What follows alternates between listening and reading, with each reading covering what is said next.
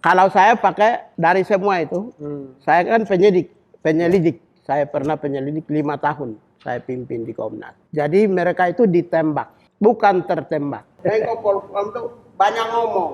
Ya, berarti tidak diam dia. Banyak bicara menentang orang-orang kecil. Oke. Orang miskin, orang yang tidak mendapat keadilan, umat Islam yang memperjuangkan keadilan, orang Papua yang memperjuangkan keadilan. Itu ngomongnya banyak. Tapi untuk bagaimana tata kelola negara, bagaimana membangun negara, bagaimana melaksanakan tugas keamanan dan pertahanan secara teknis dia tidak paham.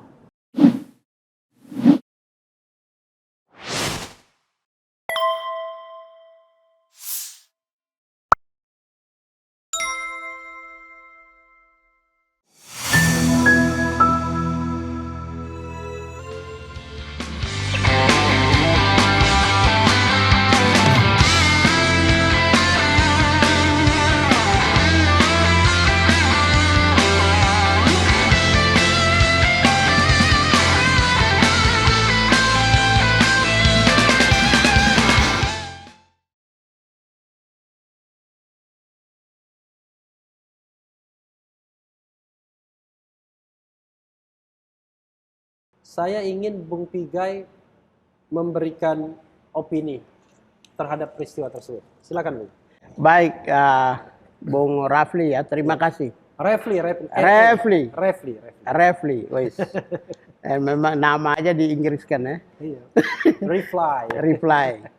Oke, jadi ini saya sejak peristiwa, saya pakai peristiwa yang sangat menyayat perasaan rakyat Indonesia.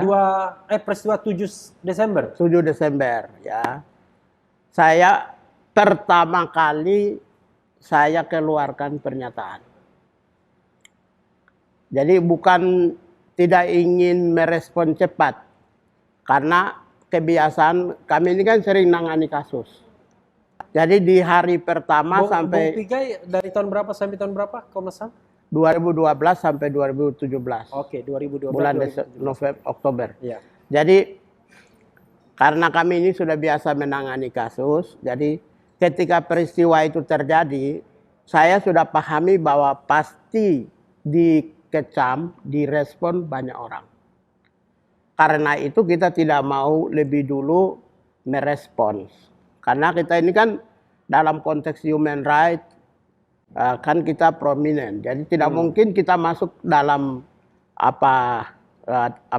tekanan-tekanan publik atau mungkin pro kontra yang begitu awal ya. Dan ini baru pertama kali nih saya mau bicara tentang peristiwa.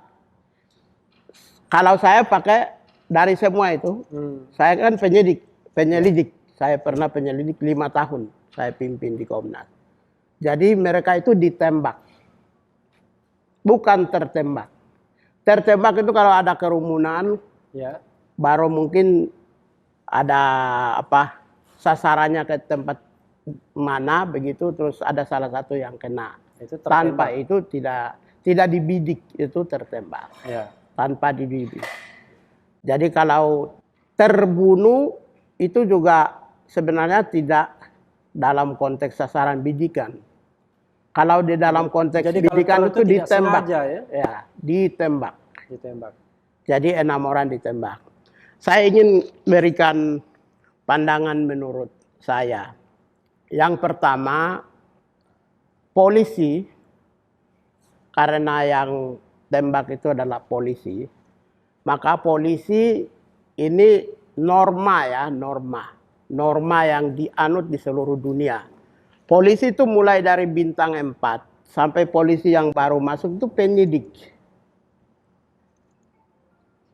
Jadi semua tindakan yang dilakukan oleh kepolisian itu adalah tindakan dalam konteks criminal justice system. Karena dia penyidik. Kemudian pertanyaannya, kalau mereka itu dibunuh, ditembak di luar criminal justice system, bagaimana? Itu unlawful killing. Sebuah pembunuhan internasional juga mengatakan demikian. Saya setuju dengan amnesti. Ya, sebuah pembunuhan yang tanpa mempertimbangkan hukum atau di luar hukum. Di luar hukum. Atau karena polisi itu adalah penyidik secara otomatis, maka ditembaknya 6 orang itu masuk dalam kategori extrajudicial killing.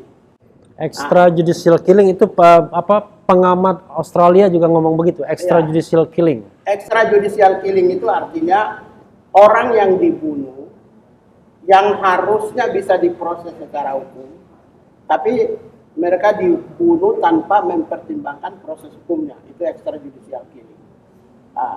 Lalu kalau kita lihat tindakan dan perbuatan yang kemarin di kilometer 50 ya. Polisi tentu salah.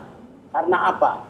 Semua pelajaran yang diterima, diajari sebagai penyidik dan penyelidik, itu orang-orang yang terduga, diduga atau tersangka itu sumber informasi. Sekalipun dia teroris, ada di dalam satu rumah sendiri. Iya. Itu pun tidak boleh ditembak sampai mati. Iya. Karena dia itu sumber informasi. Oke. Dengan demikian apa yang dilakukan oleh anggota polisi itu menurut saya tentu mereka menentang berbagai aturan. Yang pertama tentu peraturan Kapolri nomor 8 tahun 2009. Nomor 8 tahun 2009 tentang implementasi tugas kepolisian berbasis hak asasi manusia. Karena semua tugas kepolisian itu harus basisnya berorientasi pada pertimbangan atau koridor hak asasi manusia. Itu dasarnya adalah Perkap 8 2009. Kemudian yang kedua, itu juga sudah melanggar peraturan Kapolri nomor 1 2010 tentang menghadapi kelompok-kelompok anarkis atau kerumunan massa.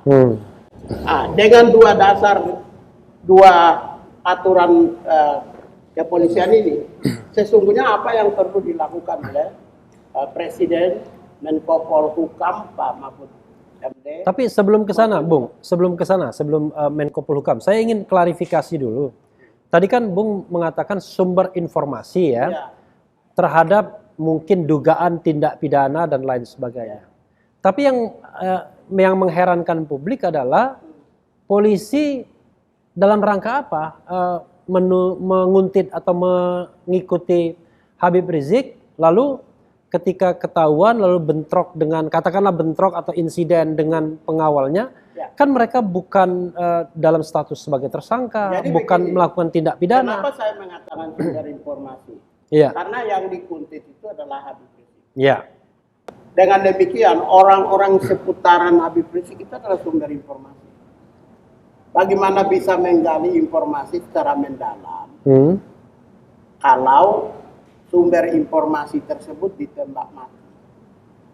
Dalam konteks ini menurut saya tidak ada aturan di negara ini, aturan kepolisiannya yang membenarkan tindakan kepolisian.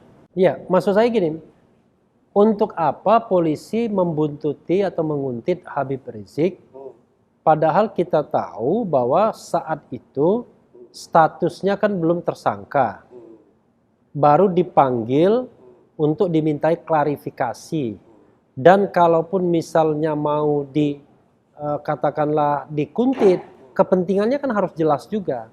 Padahal masalahnya adalah kerumunan Petamburan yang sudah selesai, bukan perbuatan pidana yang berlanjut, atau dia mau melakukan atau merencanakan tindak pidana lainnya. Jadi maksudnya kepentingannya apa menguntit itu? Ini yang saya mau ingin agak sedikit keras ya. Ya mudah-mudahan keras ini kan pendapat ya kan, bagian dari pendapat. Namanya juga pendapat.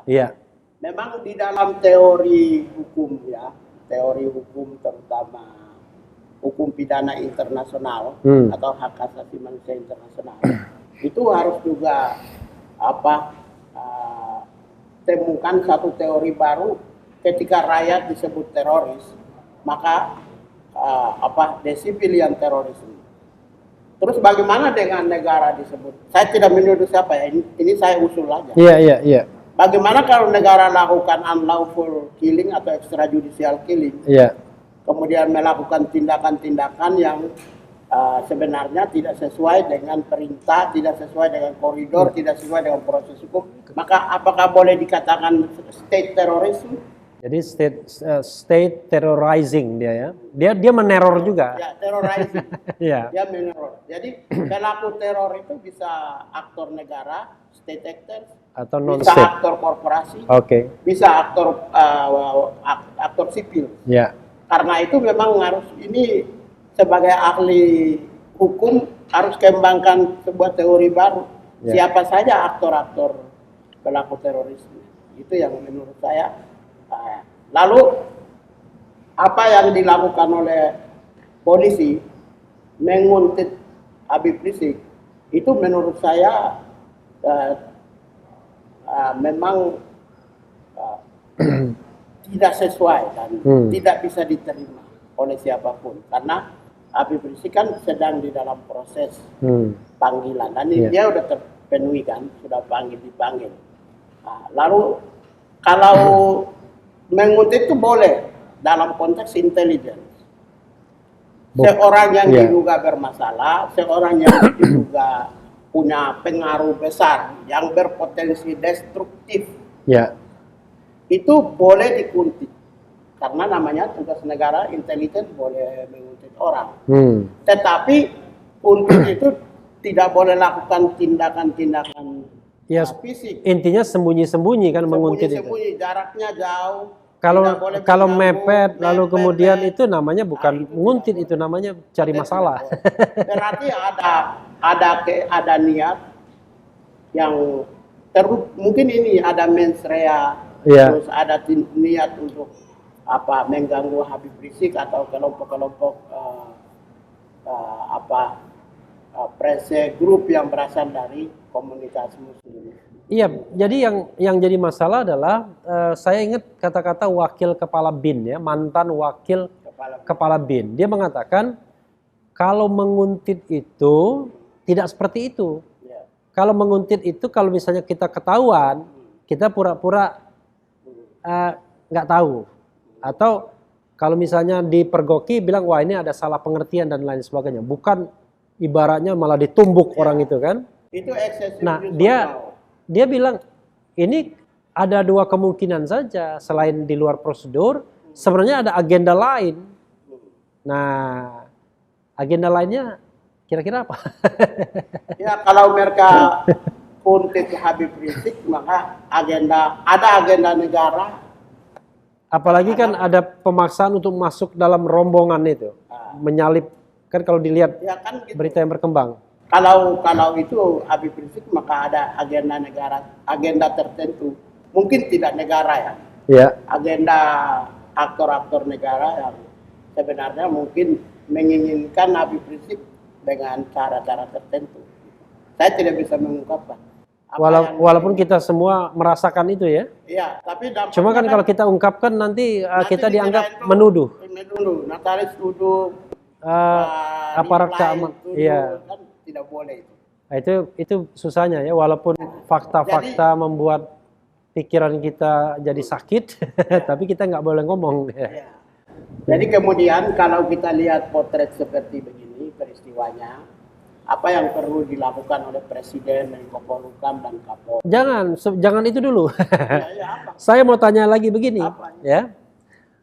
Ada fakta yang kan sebagai pernah menjadi penyelidik dan penyidik. Katakanlah pihak aparat keamanan mengatakan pembelaan diri, membela diri. Salah satunya kalau kita baca atau kita lihat press conference, itu mengatakan ada 3 peluru yang sudah ditembakkan oleh pengawal Habib Rizik, kan begitu? Oke, 3 dengan 2 pistol revolver. Kalau 2 pistol kan berarti dipegang oleh 2 orang. Teorinya kan begitu, kalau cuma 2. Kalau misalnya yang lainnya barangkali pegang ada samurai, ada arit gitu kan. It's okay, kalau itu dianggap benar. Masalahnya adalah ketika mayat itu dimandikan, jenazah dimandikan, diterima oleh pihak keluarga, ada kesaksian dari pihak FPI dan keluarga yang mengatakan bahwa satu orang itu ditembus 4 peluru sampai. Bahkan ada yang dari depan, dari samping, dan dari belakang. Kalau masing-masing orang 4 peluru, rata-rata ya, berarti kan 24 peluru. Katakanlah 20 peluru. Kira-kira apa yang ingin Bung katakan kalau misalnya dikatakan aparat keamanan membela diri? Bisakah membela diri membalas dengan 20 peluru berbanding cuma 3 peluru? Ya. Dan cuma 2 pistol, tapi yang terbunuh, yang dibunuh adalah 6 orang. Ya. Logikanya di mana, Bung, kira-kira? Saya kira memang di Indonesia kan sangat terkenal di dunia dengan framing. Iya. KPK nangkap orang belum tentu salah, Ya. tapi framingnya sudah dicecar bahwa orang ini jahat, Ya. orang ini tidak baik. Mungkin pihak negara juga begitu, sering lakukan framing. Ya. Framing untuk membela diri, menempatkan dirinya adalah benar, tapi juga menempatkan orang lain itu salah, atau kebijakan atau tindakannya benar. Menurut saya memang tidak terkoordinasi di dalam institusi kepolisian. Hal itu terlihat dari pernyataan dari Kapolda Ya. dan Kadif Humas ya. Kadif Humas, Kapolda, Kabid Humas mungkin ya. Kabid Humas.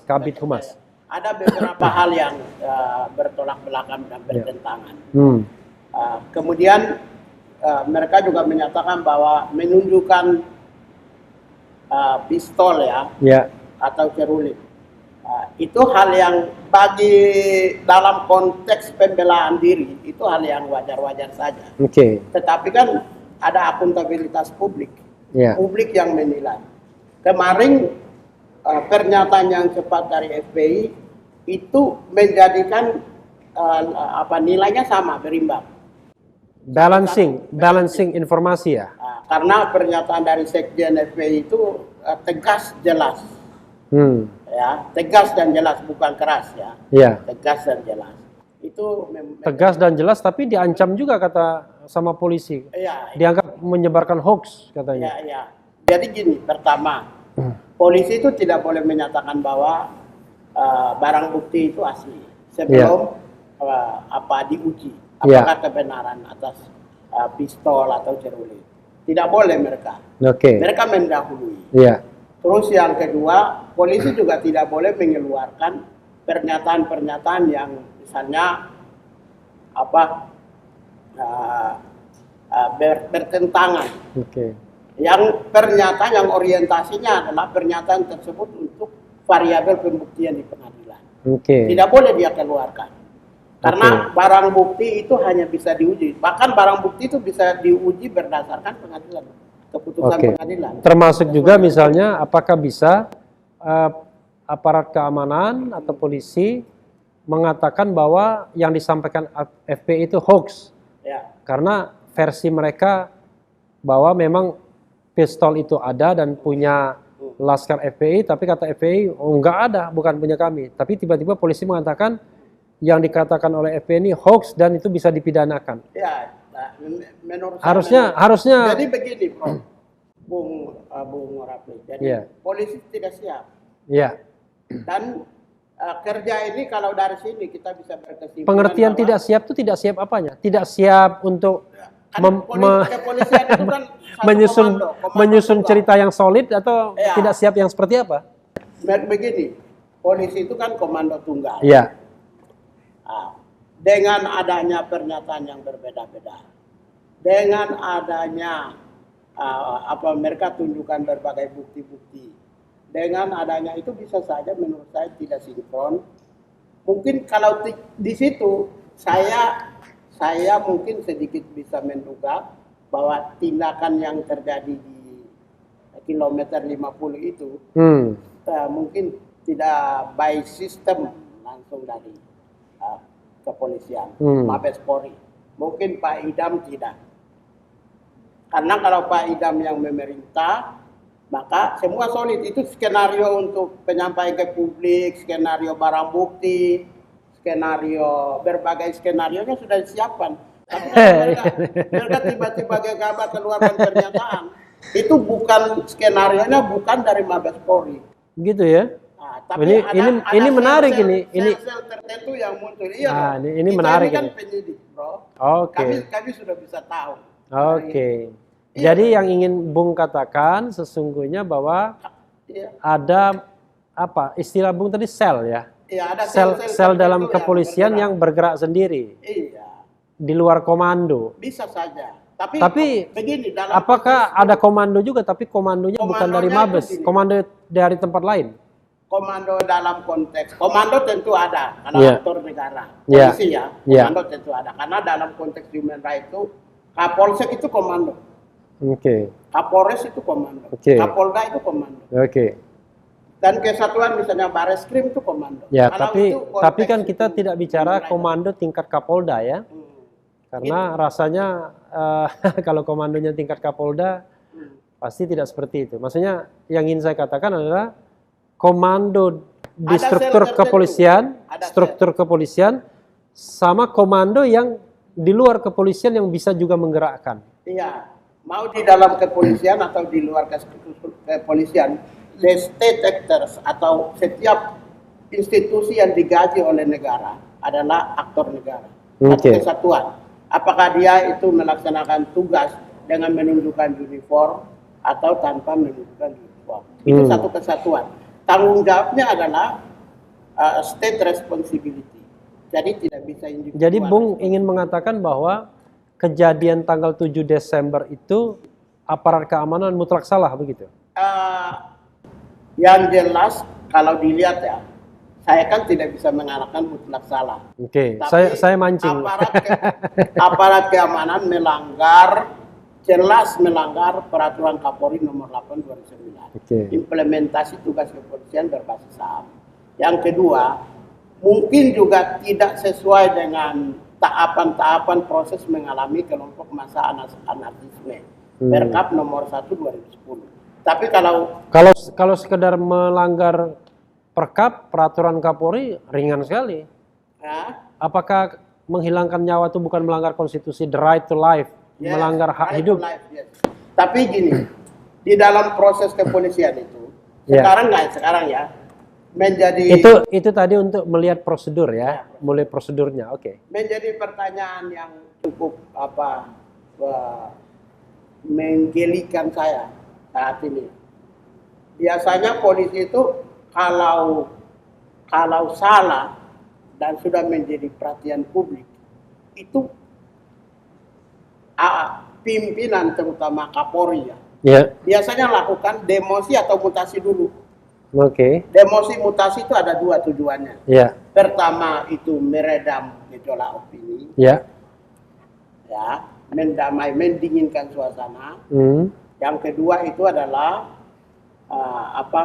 tujuannya agar proses peradilan itu berjalan secara jujur dan adil, supaya independen, imparsial. Tapi Jadi, tapi Kapolri tidak- sebentar lagi pensiun. Januari nanti pensiun beliau. bukan soal Kapolri, ini kan tanggung jawab Kapolri, Iya. karena institusi polisi itu tanggung jawabnya Kapolri. Ya. Secara politik kepolisian itu tanggung jawabnya adalah Menko Polhukam. Nah, dan secara kenegaraan dalam konteks negara yang tanggung jawabnya adalah presiden. Karena itu ini kan tugas teknis. Harusnya Pak Kapolri itu melakukan demosi atau mutasi terhadap misalnya siapa penanggung jawab komandonya. Menurut Bung siapa penanggung jawab komandonya? Ya, itu yang tahu tuh orang yang melakukan. Kan kalau kita lihat bahwa yang ini kedua, adalah Polda Metro Jaya kan berarti kan Kapolda Metro Jaya dong berarti. wilayah hukum. Wilayah hukumnya ya, tapi belum Wilayah tentu dia otoritas. komandonya. Ya, wilayah hukum Oke. ya. Tapi kalau siapa penanggung jawab komando itu menurut saya yang tahu Kapolri. Oke. Kapolri sudah pasti tahu. Tadi Bung ingin mengatakan Menko Polhukam harusnya apa Bung? Secara politik. Oke, secara politik. Penanggung jawab politik. Politik bidang keamanan ya. Ya. Politik keamanan.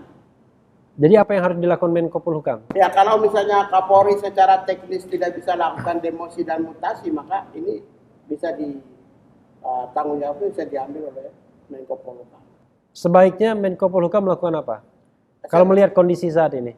Yang pertama proses gini, Menko Polhukam tidak boleh diam. Kok Menko Polhukam selalu kritik bahasanya? Menko Polhukam tidak diam, tapi tidak mengaku FPI. Bukan. Menko Polhukam itu banyak ngomong. Ya, berarti Tapi tidak diam dia. banyak bicara menentang orang-orang kecil. Oke. Orang miskin, orang yang tidak mendapat keadilan, umat Islam yang memperjuangkan keadilan, orang Papua yang memperjuangkan keadilan, itu ngomongnya banyak. Tapi untuk bagaimana tata kelola negara, bagaimana membangun negara, bagaimana melaksanakan tugas keamanan dan pertahanan secara teknis dia tidak paham. Karena seorang pemimpin itu tidak boleh ngomong yang gimmick-gimmick. Menko Polhukam lebih banyak ngomong gimmick. Menko Polhukam ini itu, Prof. Mahfud, mohon maaf ini kritik dari Pak Natalis Pigai. iya, itu saya yang kritik. Dia lebih banyak gimmick. Saya bisa tunjukkan, mungkin sudah 1000 gimmick yang dia udah keluarkan. Mungkin. Tapi kalau by design kan masalah. Iya. Untuk terus terang itu kan. Ya siapa suruh makan uang negara dan dapat jabatan kalau tidak mau ingin bertanggung jawab? Itu siapapun ya. Kita tidak bilang cuma orang-orang tertentu yang menjabat. Seorang pemimpin yang diberi tugas, sudah sumpah di depan undang-undang, NKRI, Pancasila, Garuda, itu harus jujur dong, apa adanya. Kamu kan makan uang dari rakyat, hasil keringat rakyat. Ya, dikasih segala kemudahan, fasilitas, prestise, harga diri. Ya makanya saya ambil posisinya adalah jabatan pembela kemanusiaan. Itu dua jabatan yang punya bergengsi, sama seperti menteri. Jabatan pembela kemanusiaan. Maksudnya jabatan apa itu? Iya, gini kan Indonesia kan orang yang menjabat dapat jabatan di pemerintahan baru dihormati kan. Iya. Mereka itu adalah orang-orang terhormat yang dikasih jabatan. Maka harus bertanggung jawab, memastikan adanya keadilan, adanya kejujuran, adanya tanggung jawab atas tindakan dan kebijakan yang dilakukan oleh pemerintah. Itu satu kesatuan. Bung, ada lagi yang mau disampaikan Ya, soal ini? Itu yang tadi demosi mutasi itu adalah proses disiplin internal. Sampai sekarang kita belum lihat.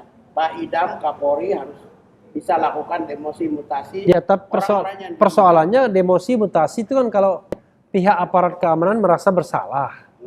Ya, tapi kalau dilihat gerak-geriknya kan dia nggak merasa bersalah. Ya, bahkan dia gencar melakukan misalnya penersangkaan, pemeriksaan, penangkapan, penahanan, itu dilakukan. Nah, kalau itu terhadap Habib Rizik itu normal.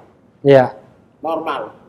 Hal yang normal. Persoalan perdebatan mengenai ini COVID, protokol, ya itu silakan. Itu kan unsur subjektifnya polisi. Ini unsur subjektifnya polisi. Misalnya mereka mau tersangkakan Pak Habib Rizik itu unsur subjektifnya polisi. Tapi kan subjektif itu harus rasional juga, Bu. Ya, subjektif harus responsif, bertanggung jawab. Ya, dan rasional juga. Rasional. Kan misalnya gini, ada pakar yang mengatakan, loh kok dikenakan pasal 160? Pasal 160 itu kan penghasutan.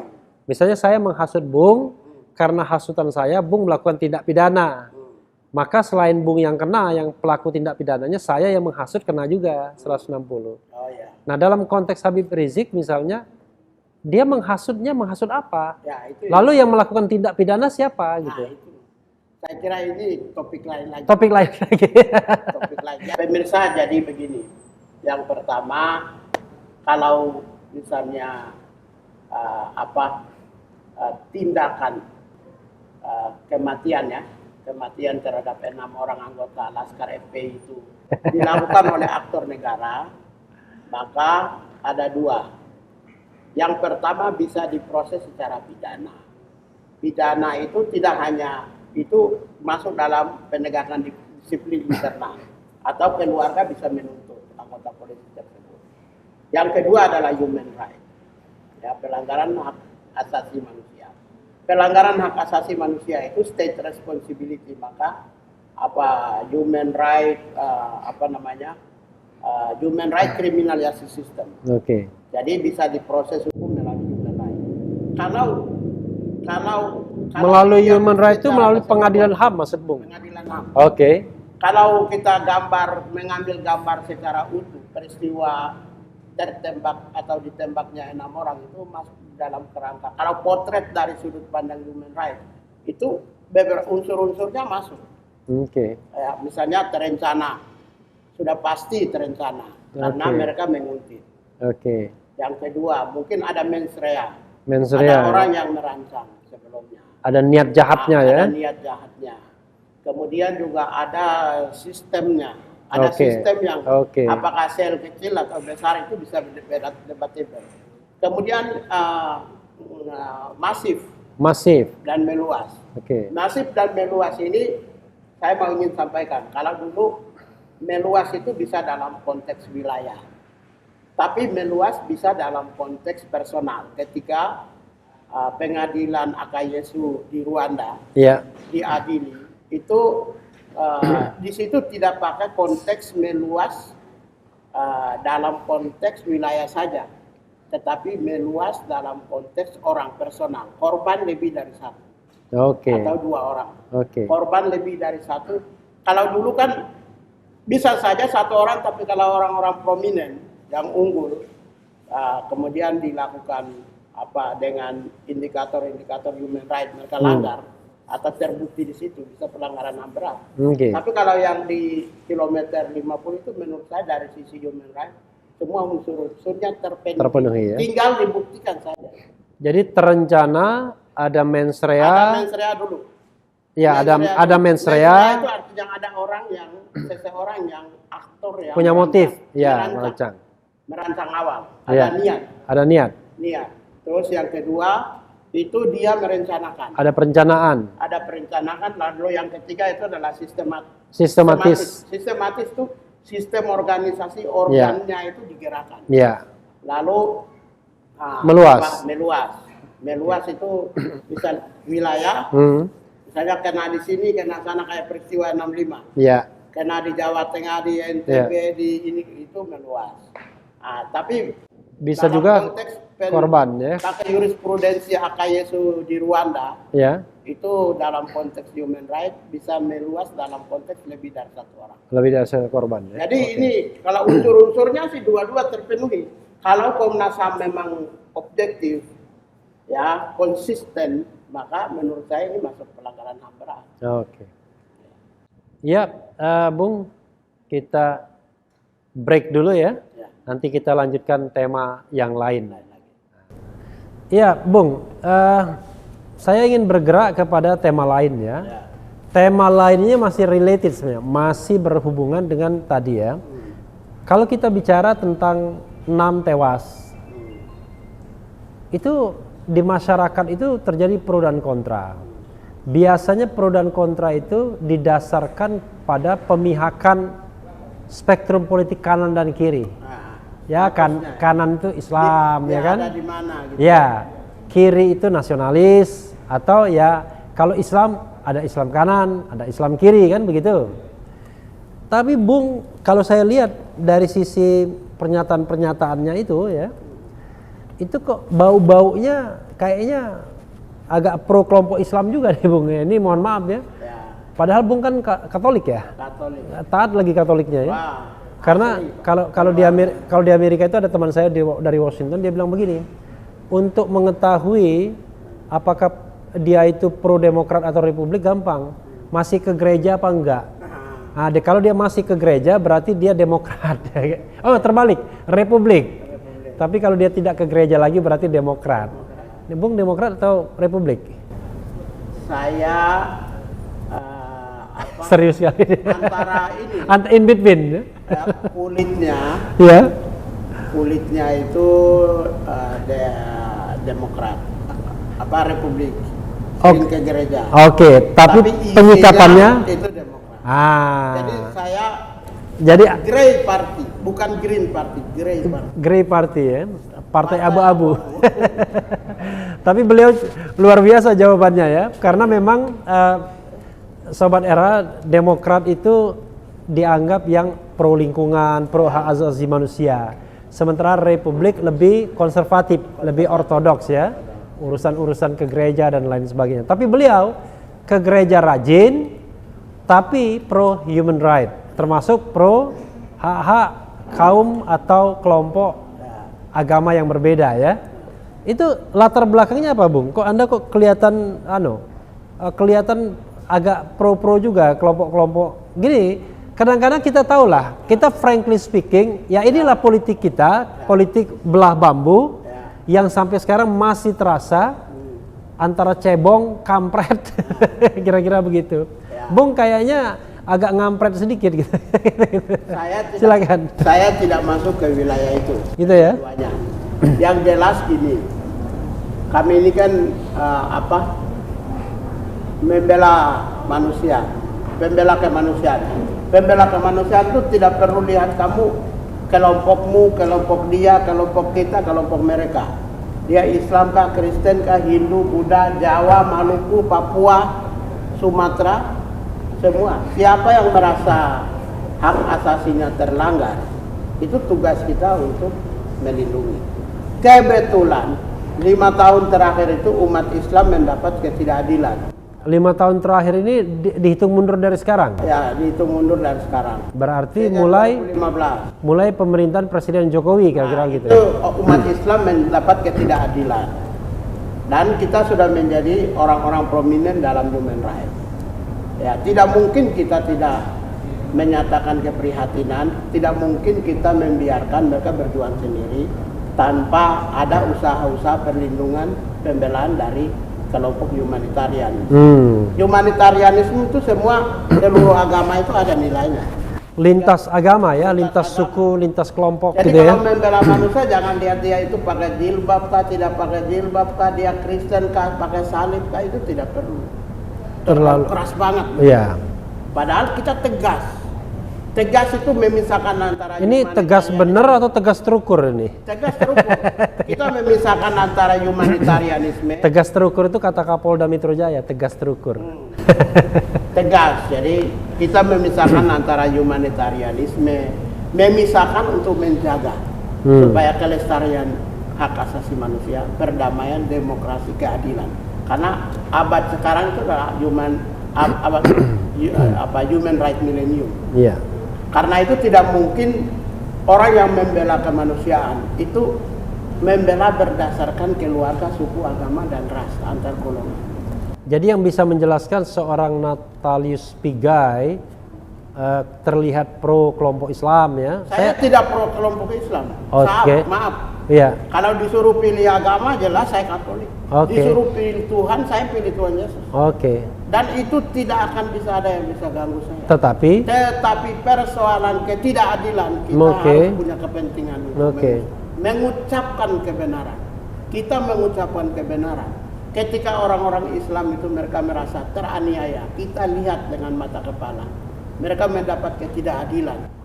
Misalnya Bung, yang Bung bela misalnya ya, selain yang soal yang 6 tewas ini, hal lain yang Bung lihat misalnya Bung secara spesifik bela itu apa misalnya? Tim. Ini saya itu ketua tim, ketua loh, bukan wakil anggota, ketua tim pemantauan dan penyelidikan kasus ulama, habaib, ya, Ustadz Al-Khotot, Buniani, Habib Rizik, saya itu ketuanya.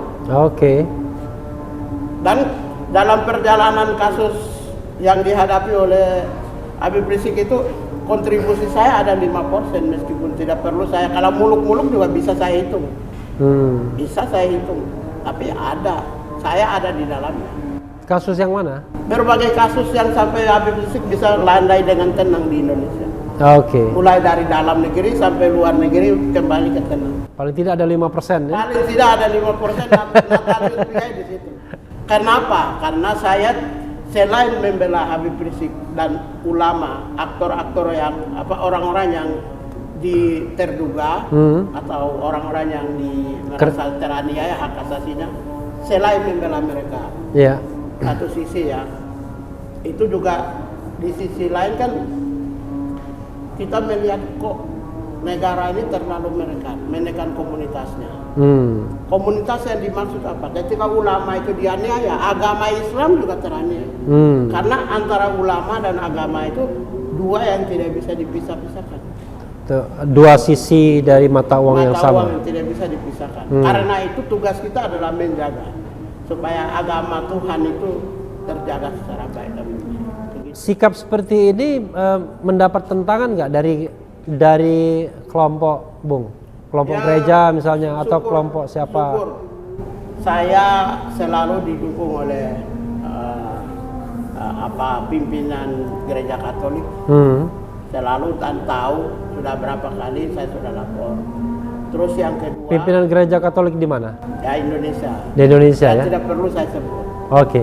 Nah, karena artinya gereja itu selalu menghormati usaha yang saya lakukan. Lalu yang kedua, orang Papua itu satupun sampai sekarang di media sosial tidak pernah saya dikritik. Di media sosial ya, di Facebook, YouTube, di Instagram apapun tidak ada. Ya, yang ngeritik Bung biasanya yang pro pemerintah. Terus yang berikut, yang ini yang penting ini. Saya baru-baru ini jadi konsultannya Partai Golkar di NTT, Pusat Kristen, Pusat Katolik di Indonesia. Dalam rangka pilkada. Pilkada. Oke. Ada 9 kabupaten. Oke. Saya datang itu, maaf ya, ini kan orang tidak tahu. Kita datang orang jemput sampai berjubel-jubel. Ini bukan soal protokolnya. Ini orang kampung itu kalau begitu dengar kita datang, orang datang semua. Oke. Bahkan sampai kita dikasih suku, kita di marga saya dikasih. Lebih banyak dong daripada kerumunan Petamburan. Terus berikut Golkar bukan. kan orang datang kan kita tidak tahu. Iya. Terus Golkar di NTT itu dari 9 kabupaten itu menang hampir 6, semua menang 6. Dan itu saya datang itu semua dengan demikian yang menentang saya membela umat Islam itu cuma oknum-oknum orang Kristen, orang Hindu, Buddha dan kaum minoritas dan yang bagian dari kelompok oligarki atau kelompok-kelompok pemerintah. Rakyat di bawah kan nyatanya NTT 9 kabupaten, 6 kabupaten saya menang dan saya satu-satunya konsultan. Oke. Kenapa nggak ikut pilkada sekalian aja? Bukan, maksud saya begini, kalau seperti saya ini kan dianggap antagonis oleh kaum minoritas. Iya. Nyatanya NTT menang 6 dari 9 kabupaten. Oke, Bung mau mengatakan Bahwa itu fenomena elit saja ya kan? elit saja. Jadi Oke. yang benci sama kita, yang tidak suka sama kita karena membela kebenaran itu hanya kelompok-kelompok minoritas elit saja. Jadi yang tidak suka dengan Habib Rizik elit juga. Elit juga. Elit. Elit juga. Itu. Ini Atau paling tidak digerakkan elit mungkin ya. ya digerakkan elit saja. Itu. Dan oknum-oknum tertentu yang ada di beberapa partai politik dan jabatan pemerintah. Nyatanya Bung. di lapangan tidak. Selama ini pernah terancam Bung atau diancam? Bagaimana? Yang ancaman seperti apa? Ya, ancaman untuk diculik, untuk dibunuh, untuk di Handphone saya itu kalau saya hitung yang inbox ya itu ada 500. Dari tahun 2016 ketika saya nangani kasus Habib Rizik dan lain sebagainya itu ada tekniknya. Kalau itu di Twitter saya blokir langsung. Kalau Facebook saya blokir langsung.